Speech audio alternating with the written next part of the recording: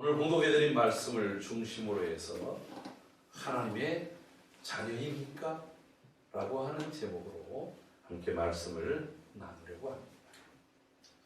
이것은 오늘 우리 각자에게 드리는 질문이기도 하고 너무나도 당연한 것 같지만 당연한 것이 당연한 것 같지 않은 세대, 그래서 당연한 것을 당연하게 받아들일 수 있음이 은혜고 감사인 세대가 바로 지금 이 세대가 아닌가 싶습니다.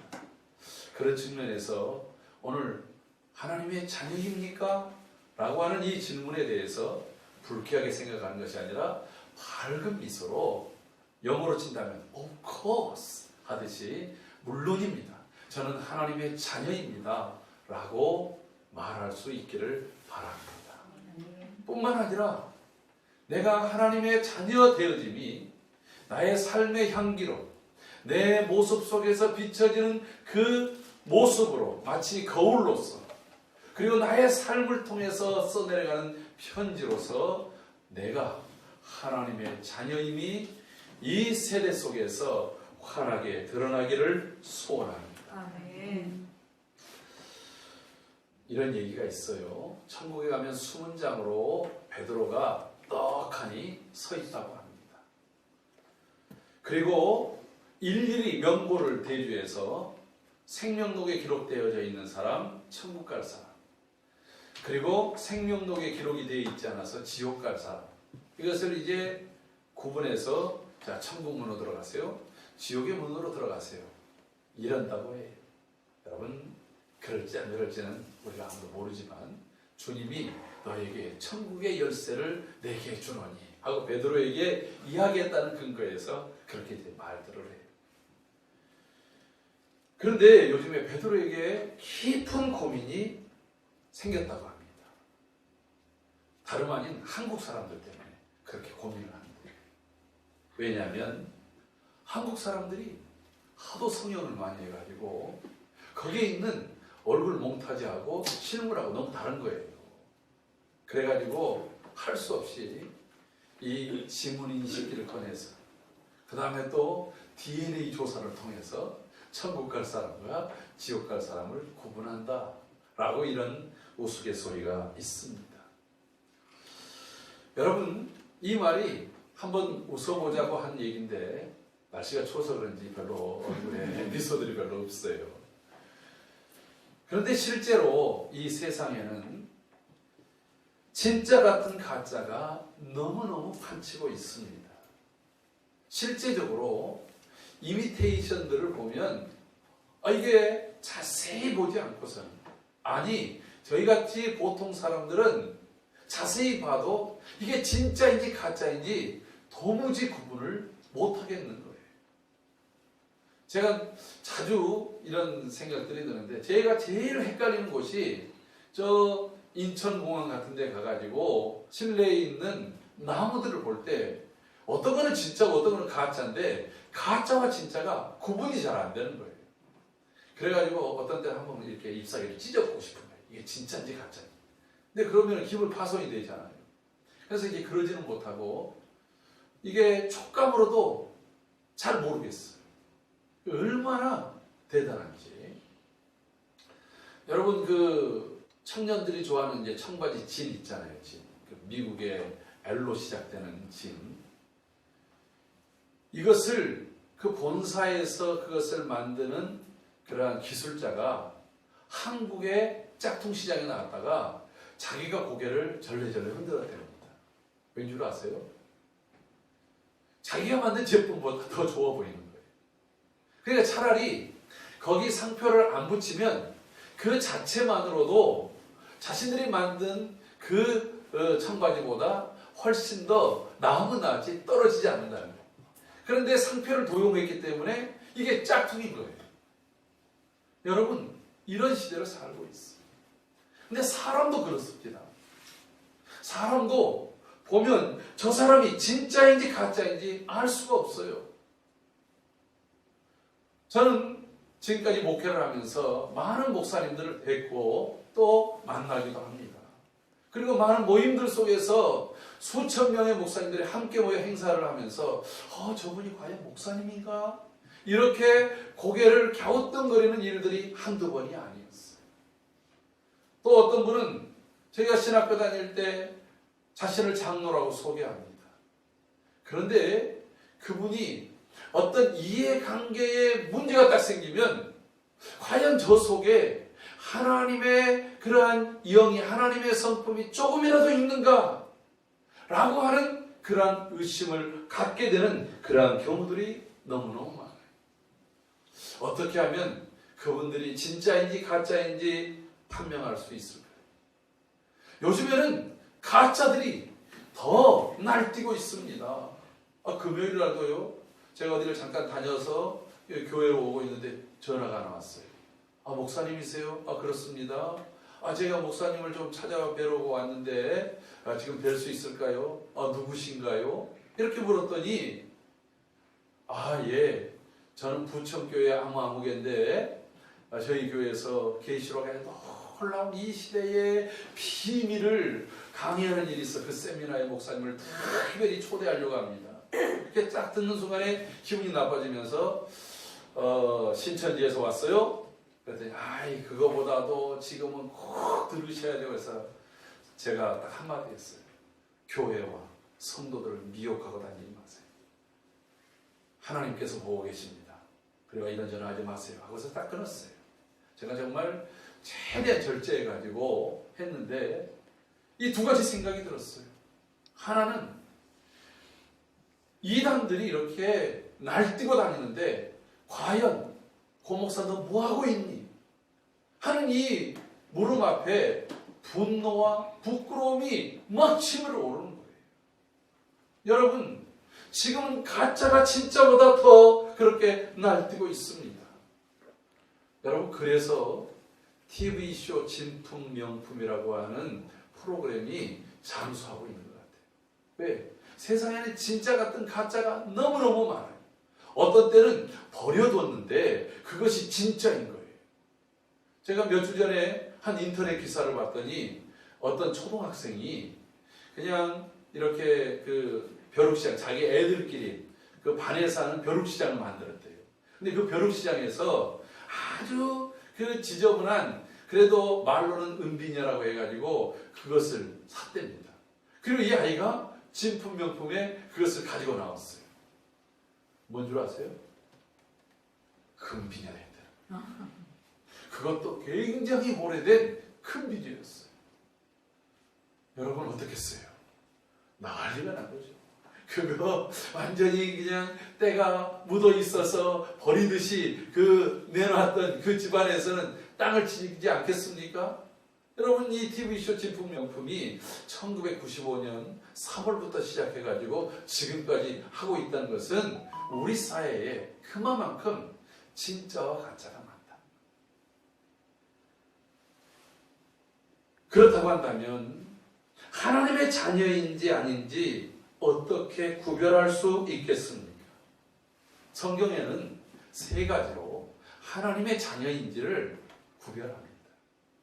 첫째는 예수 그리스도를 주로 영접한 사람들이 바로 하나님의 자녀입니다. 요한복음 1장 12절 말씀 보니까 영접하는 자, 곧 그 이름을 믿는 자들에게는 하나님의 자녀가 되는 권세를 주셨으니라고 말합니다. 그렇습니다. 영접하는 자, 예수 그리스도가 곧 하나님의 아들이심을 내가 믿음으로 받아들이는 사람, 영접하는 자들에게는 하나님께서, 주님께서 약속하시기를 하나님의 자녀가 되는 권세를 주셨다라고 말씀하고 있습니다. 할렐루야. 여러분들 모두가 바로 예수님이 나의 구주이시고 그리고 나의 인생의 주인이심을 마음으로 믿고 입으로 시인하며 영접한 줄로 믿습니다. 두 번째는 하나님께서 예수님을 주로 고백하도록 하는 자들입니다. 여러분, 첫 번째하고 두 번째하고 비슷한 것 같은데 첫 번째는 내 입장에서예요. 두 번째는 내가 비록 주님을 영접한다고 주님을 고백했지만 그것은 내가 한 것이 아니라 하나님께서 나로 하여금 예수 그리스도를 주로 믿게 하고 그리고 또한 입으로 시인하게 한 줄로 믿습니다. 마태복음 16장 16절에서 사도 베드로가 너희는 나를 누구라고 하느냐라고 말할 때에 그는 이렇게 고백합니다. 주는 그리스도시요 살아계신 하나님의 아들이십니다. 그때 17절에 주님께서 이렇게 그에게 말씀합니다. 바요나 시몬아 내가 복이 있도다. 이를 내게 알게 하니는 혈육이 아니요 하늘에 계신 내 아버지시니라. 아멘. 베드로가 분명히 고백했습니다. 베드로가 주를 영접했습니다. 그런데 그것을 고백한 것은 베드로의 혈육이 아니라 베드로의 의지가 아니라 바로 내 아버지시라고 말하고 있습니다. 사도 요한도 요한복음 1장 13절에서 이를 알게 한 것은 혈통이나 육정이나 사람의 뜻으로 되지 아니하고 내 아버지께로 말미암느니라고 말씀하고 있습니다. 곧 하나님께서 우리를 불러주시고 하나님께서 우리의 마음을 성령으로 감동시켜 주셔서 고백하게 하지 않으면 결코 예수 그리스도를 주라 고백할 수 없다라고 하는 것입니다. 할렐루야. 세 번째는 하나님의 뜻대로 사는 자들입니다. 오늘 우리가 읽은 본문을 다시 한번 보십시오.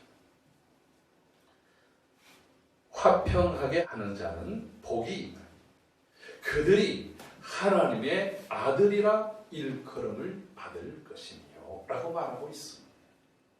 화평하게 하는 자들, 그들은 복된 자들이다라고 하는 거예요. 왜 그들이 복된 자들이냐? 그들은 하나님의 자녀이기 때문에 그렇다는 거예요. 이걸 뒤집어 놓고 보면 하나님의 자녀가 누구입니까? 그들은 화평하게 하는 자들이라고 하는 말과 같습니다. 그런데 우리가 이 세 가지의 내용 속에서 첫 번째와 두 번째는 여러분 이것은 자기 개인 내면의 일이에요. 예수님을 주로 영접하는 것, 내가 주로 고백하게 하시는 그 하나님의 역사, 그것이 눈에 보입니까? 그것이 어디 드러나 있습니까? 그것은 내 개인적이고 내 내면적인 일이지 않습니까? 그런데 이것이 외적인 증거로 나타나는 것이 있는데 바로 그것이 무엇이냐면 내가 하나님의 자녀임을 바깥으로 드러낼 수 있는 것이 있는데 바로 그것이 화평하게 하는 자들입니다. 할렐루야. 여러분 우리가 예수를 주로 고백하면 우리 안에 죄가 사라집니다. 왜? 죄 용서를 받았기 때문입니다. 그래서 우리 안에 기쁨이 생깁니다. 하나님이 주시는 천국에 대한 소망이 있기 때문에 평강이 우리를 지배하게 됩니다. 그래서 주님이 부활하시고 첫 일성으로 말씀하신 것처럼 너희에게 평강이 있을지어다. 그 평강이 우리의 삶과 우리의 생각과 우리의 마음을 지배할 줄로 믿습니다. 주님이 요한복음 14장 27절에 말씀한 것처럼 내가 너희에게 평안을 주노라. 이 평안은 세상이 주는 것과 같지 아니하다고 하시는 그 평안이 우리 안에 있습니다. 여러분 그래서 하나님의 자녀들 속에는 가장 그 증거가 내 안에 평안이 있다라고 하는 거예요. 평강이 나를 지배한다는 것입니다. 우리 찬송하지 않습니까? 내 인생의 풍랑이 일고 때로는 잔잔한 물결이 있다 할지라도 여러분 상황이 어떠하든지 간에 내 영혼은 평안하다라고 하는 거예요. 여러분 그 찬송을 지은 밥 버포드라고 하는 사람이 자신의 삶 속에 영국에 그가 있는데 미국에 있는 자기 공장이 다 불이 타서 쫄지에 망해버립니다. 자기를 찾아오던 그래서 대서양을 건너오던 여객선을 타고 오던 아내와 자식들이 배가 전복이 되면서 거기에서 다 빠져 죽습니다. 여러분 그런 엄청난 일들이 일어나지만 그의 삶 속에 분명하게 그것을 듣고 고백하는 것이 뭐냐면 내 영혼 평안해. 내 영혼 평안해. 여러분 그 충격과 슬픔은 말로 다 할 수 없습니다. 그 슬픔 앞에서 나는 슬프지 않다고 한 사람은 미쳤거나 아니면은 그것은 제정신이 아닌 사람이에요. 슬픔은 누구에게나 있습니다. 고통은 누구에게나 있습니다. 그런데 그 고통을 받아들인 나의 반응은 다르다라고 하는 거예요. 이게 무엇입니까? 평안. 왜 평안하니? 비록 우리에게 이 슬픔이 있다 할지라도 하나님께서 내 가족들을 믿음을 주시고 그리고 또한 그들을 붙잡아 주셔서 주의 나라에 이를 때까지 이런 숱한 사자의 위험에도 불구하고 안전하게 지켜주실 것을 그는 확신하고, 비록 지금은 슬프지만 내가 그곳에서 내 가족들을 승리의 모습으로 대할 것을 바라보니까 그러한 슬픔이 나를 저 시면의 슬픔엔 그 나락으로 빠지지 않도록 한다라고 하는 그 사실 앞에 그는 평안해, 평안해, 평안해라고 말할 수 있었다라고 하는. 그런데 오늘 우리에게 주어진 말씀은 그 하나님의 자녀들이 자신의 삶을 통해서 드러내야 될 사명이 있는데 바로 그것이 화평하게 하는 일이라고 하는 것입니다. 할렐루야. 많은 사람들이 눈물을 흘리며 자신은 예수님을 영접했다고 말을 합니다. 큰 소리로 주는 그리스도시요 살아계신 하나님의 아들이라고 그렇게 말합니다. 그런데 문제는 하나님의 자녀됨에 그 모습이 전혀 보이지 않는다라는 겁니다. 자신의 이해관계가 있고 자신에게 손해날 만하고 자신의 감정이 상하고 자신에게 조금 불이익이 생기면 맹수처럼 달라들고, 그리고 또한 그 속에 과연 신앙의 모습이 있는지 도대체 찾아볼 수 없다고 한다면 그것은 우리가 한번 의심해 봐야 될 것입니다. 앞서 말씀드린 것처럼 우리가 하나님의 자녀인 것을 아는 분명한 비결, 마태복음 7장 20절에서 21절에 주님이 이렇게 말씀합니다. 이러므로 그들의 열매로 그들을 알리라. 나더러 주여 주여 하는 자마다 천국에 들어갈 것이 아니요 다만 하늘에 계신 내 아버지의 뜻대로 행하는 자라야 들어가리라. 여러분, 하나님의 자녀, 그 판명되어진 게 뭐냐면 그들의 열매로 알리라는 것. 진짜인지 가짜인지 아는 것, 그 사람의 삶의 열매, 입술의 열매, 그의 인격의 열매로 나타나는 것입니다. 야고보 2장 18절에서도 이렇게 말합니다. 어떤 사람은 말하기를 너는 믿음이 있고 나는 행함이 있으니 행함이 없는 내 믿음을 내게 보이라. 나는 행함으로 내 믿음을 내게 보이리라. 여러분, 오늘 우리 안에 행함이라고 하는 열매가 없다고 한다면 그 믿음은 곧 죽은 믿음이라고 야고보 선생은 말하고 있습니다. 그렇다고 한다면 우리가 무엇을 행해야 됩니까? 하나님의 자녀임이 증명이 되겠습니까? 오늘 본문에 있는 것처럼 화평하게 하는 것입니다. 이 화평하게 한다라고 하는 말을 영어 성경에서는 peacemaker라고 말합니다. 다른 말로 얘기하면 평화를 만드는 사람들, 전쟁터, 불화하고 반목하고 시기 질투하던 그러한 현장에 하나님의 자녀가 드러나가면 그 속에서 반목하던 사람들이 서로 화목해집니다. 불신하던 사람들이 서로 신뢰하게 됩니다. 서로 다투고 싸우던 사람들이 서로 화해의 손을 안고 서로 얼싸안으면서 에서와 야곱이 서로 얼싸안고 눈물을 흘렸던 그런 화해가 일어나는 거예요. 여러분, 우리 사회를 보십시오. 여야를 보십시오. 분명히 어떤 부분에 있어서 진정한 잘못한 것이 보이는데 자기 편이면 옳은 것이고 상대편이면 그가 잘하는 것이라 할지라도 그것을 비판합니다. 평가절하합니다. 이런 사회는 발전할 수 있는 사회가 아닙니다. 여러분, 우리 사회가 더 성숙하고 더 선진화된 사회가 되려면 잘못한 것은 잘못했다, 잘한 것은 잘했다 할 수 있는 그런 사회가 됩니다. 또 잘못한 것을 사과하면 그것을 용납할 수 있고, 물론 잘못한 것에 대한 어떠한 책임들은 반드시 규명하고 져야 되겠습니다만 그 책임을 졌을 때는 용납할 수 있는 그런 사회가 되어야 되지 않겠습니까? 상대에 대해서 나와 생각이 다르고 성향이 다르고 뜻이 다르면 그냥 처음부터 끝까지 정죄하고, 그리고 그 사람들에 대해서는 아예 쳐다보지 않을, 마치 우리나라의 총칼을 겨누고 있는 그러한 나라보다 더 큰 원수로 여기고 있는 이런 사회는 하나님이 기뻐하는 사회가 아니에요. 근데 더 안타까운 것은 그러한 현장 속에 그들의 신앙을 봤더니, 그들의 종교를 봤더니 기독교인들이 서로 양분으로 되어 있어가지고 있는 경우들을 볼 때 하나님이 그 모습을 보시고 얼마나 마음 아파할까 하는 생각을 갖습니다. 이 일은 목사들도 마찬가지예요. 서로 생각과 가치와 이념이 다르면 서로를 정죄해버리는 거예요. 여러분, 우리가 그게 하나님의 자녀입니까? 하나님의 자녀로 살 일입니까? 결코 그래서는 안 된다라고. 내가 들어가는 곳에 오히려 분열이 일어나고 분쟁이 일어난다고 한다면 그것은 주님이 걱정하는 교회가 되어버리고 맙니다. 고린도 교회를 보십시오. 그들은 분열이 있었습니다. 분쟁이 있었습니다. 파당이 있었습니다. 여러분, 교회 안에서까지 저는 지금까지 목회하면서 가장 중요하게 얘기했던 것은 교회 안에는 파벌이 있어서는 안 돼요. 목사파와 장로파가 있어서도 안 돼요. 어디 지역파가 있어서도 안 돼요. 어떤 동호회끼리의 파벌도 있어서는 안 되는 거예요. 우리는 오직 예수 그리스도 안에서 하나이어야 됩니다. 여러분, 교회라고 하는 거, 에클레시아라고 하는 말 속에는 세 가지가 포함되어 있어요. 주님께서 요한복음 17장에서 기도하시잖아요. 아버지여, 우리가 아버지와 내가 하나님 것처럼 저들도 하나 되게 하여 주시옵소서. 교회는 하나의 공동체라고 하는 것입니다.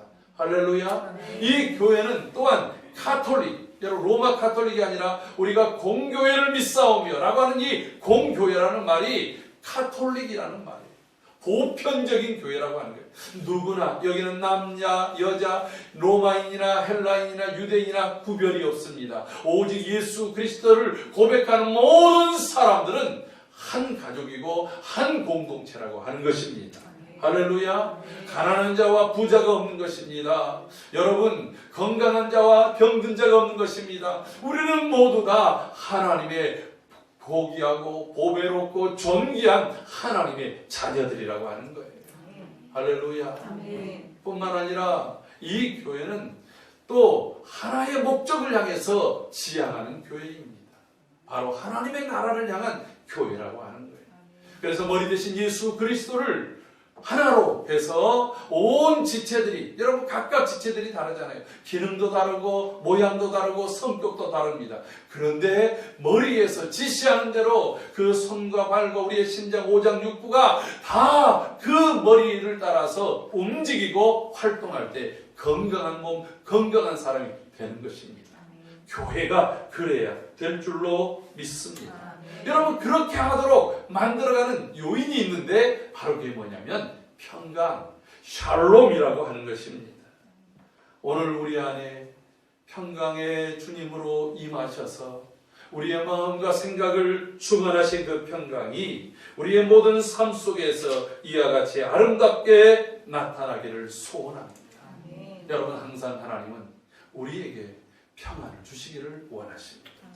예레미야 29장 11절 나 여호와가 말하노라 너희를 향한 나의 생각을 내가 아나니 재앙이 아니라 곧 평안이요 너희 장래의 소망을 주려는 생각이라. 아멘. 여러분, 하나님이 우리를 향한 생각이 뭐라고요? 우리는 허물과 죄로 인해서 늘 실수하고 잘못하지만 그대로 재앙을 내린다면 살아남을 사람이 하나도 없을 것입니다. 우리의 허물에 대해서 질타를 하시더라도 궁극적인 하나님의 생각은 평안이고 장래의 소망을 주려 하시는 것이 하나님의 생각이심을 믿습니다. 우리가 이 생각을 믿는 사람들, 그 평안을 가지고 있는 하나님의 자녀들은 야고보서 3장 18절에 야고보 선생이 이렇게 말합니다. 화평하게 하는 자들은 화평으로 심어 의의 열매를 거두느니라. 화평하게 하는 자들은 화평으로 심어 의의 열매를 거둡니다. 여러분, 내가 화평케 하는 것, 평화를 만드는 사람이 되어질 때에 그것이 나의 삶의 의로움이요 나의 삶의 거룩하며 하나님이 기뻐하는 모습이 될 줄로 믿습니다. 이것이 바로 주님의 십자가의 사역입니다. 사단의 꾀임을 받아 죄로 하나님과 관계가 깨어졌고 우리는 하나님과 원수가 되었습니다. 우리는 죄 아래서 모두 사망이라는 형벌을 받아야만 했습니다. 그러나 사랑의 하나님은 친히 인간의 몸을 입으시고 이 땅에 오셨습니다. 십자가에 인류를 대신하여 죽으셨습니다. 그로 인해 위로는 아버지 하나님과의 관계를 회복해 주시고 좌우로는 사람들 사이에 화목을 이루게 하신 것입니다. 고린도후서 5장 17절 18절에 그래서 이렇게 말합니다. 그런즉 누구든지 그리스도 안에 있으면 새로운 피조물이라. 이전 것은 지나갔으니 보라 새 것이 되었도다. 모든 것이 하나님께로 났으며 그가 그리스도로 말미암아 우리를 자기와 화목하게 하시고 또 우리에게 화목하게 하는 직분을 주셨으니 라고 말하고 있습니다. 사랑하는 성도 여러분, 내가 가는 곳에 화목이 이루어지고 있습니까? 아니면 나 때문에 더 큰 분열이 일어나고 있습니까? 저희 누이하고 함께 여행을 하는데 자기가 아주 친한 세 사람이 있대요. 너무너무 친해가지고 늘 함께 한대요. 그런데 서로 화장실 가는 걸 두려워한대요. 왜냐면 한 사람이 화장실에도 가면 둘이 그 사람의 뒷담화를 한다는 거예요. 그래서 서로가 여러분 그게 친한데 물론 그 사람들은 오랜 기간 동안 서로 신뢰하니까 그 정도에도 받아들일 만한 아량이 있지만 여러분 사람들이 서로 뒷말을 하고 뒷소리를 할 때 그 속에서 분열과 분쟁이 일어납니다. 이것은 마귀의 지배를 받고 있는 것입니다. 여러분 마귀라고 하는 이름이 디아블로스라고 하는 이 이름에는 세 가지 뜻이 있다고 합니다. 첫째는 참소합니다. 여러분 욥과 같이 의롭게 사는 사람도 하나님 앞에 가서 참소하잖아요. 하나님이 그에게 많은 걸 주셨기 때문에 그렇잖아요. 다 빼앗았을 때 뭐라 합니까? 저의 육체는 온전하잖아요. 자꾸 참소하는 거예요. 없는 것도 있는 것처럼 합니다. 여러분 사람이 이야기를 할 때는 팩트 체크를 잘해요. 그 교인들이 요즘 세대에 이 지탄을 받는 것 중에 하나가 뭐냐면 가짜 뉴스를 자꾸 퍼나르는 거예요. 목사님들 중에서 노예 안에서도 가짜 뉴스를 자꾸 퍼날리는 경우들이 많아요. 여러분 그래서 함께 공동체가 막 분열하고 빠해되는 일들이 생깁니다. 참소하는 일이 있어서는 안 돼요. 우리가 무슨 얘기를 하죠. 진짜 할지라도 이것이 과연 덕이 될 것인가, 이것이 사람을 살릴 것인가 아닌 것인가를 생각하는 것은 그 영혼을 사랑하는 거예요. 마귀 속에는 이 사랑이 없습니다. 그래서 참소합니다. 두 번째는 거짓말로 이간질합니다. 여러분 그래서 이쪽 말 저쪽에서 다르게 하고 저쪽 말 이쪽에서 다르게 하면은 여러분 그런 걸로 인해서 서로 공동체가 깨져요. 제가 아주 잘 아는 거예요. 정말 존경했던 교회가 깨어졌던 가장 첫 번째 이유가 그 교회에 이간질하는 사람이 몇 있어요. 많지도 않아요. 한두 사람이에요. 근데 그 사람들의 말을 듣고 오해를 하고 오해가 상처가 되고 상처가 다툼이 되고 그 다툼이 패가 날려지니까 교회가 갈라져 버리고 말더라고요. 여러분 그러려고 하면 차라리 입을 다물어요. 찬송할 때만 입을 여세요. 아멘 할 때만 그냥 입을 여세요. 여러분 이게요. 교회는 항상 이 사람이 좀 잘못된 얘기를 했어도 그걸 내가 내 안에 들어왔을 때는 바꾸어서 좋은 말로 서로를 그 사람의 본심은 그게 또 아닐 수 있잖아요. 우리가 말은 내 본의하고 다르게 나올 수도 있지 않습니까? 그러니까 그 본의가 흐트러지지 않게 하는 것이 여러분 그게 참 하나님의 사람들 아니겠습니까? 미혹된 길에 빠진 사람을 돌이키게 하도록 하기 위해서는요. 우리의 말이 이간질하는 말이 돼서는 안 되는 거예요. 또 하나는요. 마귀라는 것은 찢는 거예요. 갈라서게 하는 거예요. 갈라치게 하는 것입니다. 네 편, 내 편. 이런 세대는 이게 마귀의 짓이라고 하는 거예요. 여러분 이 땅이 하나 되기를 소원합니다. 우리 교회는 오직 그리스도 예수 안에서 하나야 됩니다. 우리의 생각과 취미와 취향과 성향을 다 다를 수 있어요. 그건 인정해줘야 되는 거예요. 여러분 생각이 나와 다르다고 해서 저 사람 잘못됐다고 하면 안 돼요. 그건 그대로 인정하면 되는 거예요. 그러나 주님의 말씀이 이렇다라고 하면 내 생각과는 달라도 거기에 모든 생각을 같이 모아서 교회가 하나의 교회, 보편적인 교회, 하나님의 뜻을 향해서 한 방향으로 나아가는 그런 교회가 되어야 될 줄로 믿습니다. 여러분 바로 이 피스메이커 하나님의 자녀는 이런 분열과 이간질과 이 참소됐던 것들을 다 멈추게 하고 하나로 엮어서 주님 안에서 서로 상합하고 연합해서 하나 되게 하는 거예요. 형제가 연합하여 동거하며 어찌 그리 선하고 아름다운고 여러분 시편 133편 1절에서 그렇게 말합니다. 그 모습 마치 헬몬산에서 이슬이 내려서 시온의 내림 같고 마치 대제사장 아론의 그 머리에다가 그 아주 좋은 기름을 발랐을 때 그 향유를 발랐을 때 온 곳에 아름다운 향이 냄새가 나듯이 그런 아름다운 향기를 발하는 능력인데 그게 뭐냐? 곧 영생이라고 하는 거예요. 여러분 오늘 영생의 기쁨이 우리 공동체 속에 가득하기를 주의 이름으로 축복합니다. 그런데 이 피스메이커가 되는 것은 항상 다른 사람들 앞에서 굽신거리고 네네 하는 것만으로 이루어지는 것은 아닙니다. 여러분 예수님께서 피스메이커로 오셨지만 때로는 죄에 대해서 독사의 자식들아 하면서 강하게 질타하십니다. 성전에서 장사하면서 하나님께 예배하고 하나님께 영광보다는 돈에 관심 있는 사람들의 그 상을 엎어버리기도 합니다. 그런데 예수님이 정말 피스메이커가 되기 위해서 하나님과 우리 사이의 화목을 이루기 위해서는 친히 자신을 낮추시고 인간의 몸을 입고 이 땅에 오셨습니다. 십자가의 모든 고통과 모멸과 멸시를 온몸으로 겪으셔야만 했던 것입니다. 화평을 이룬다는 일이 결코 낭만적이지만은 않습니다. 저희 집도 보니까 저희 외가댁의 형제들이 서로 싸우니까 그것을 화목해 보려고 동업을 같이 했다가 집안이 쫄딱 망했어요. 여러분 그거 아무나 그렇게 쉽게 생각하고 쉽게 접근해서 화목이 이루어지는 건 아니에요. 화평을 이루기 위해서는 자신을 낮추고 희생을 감내해야만 합니다.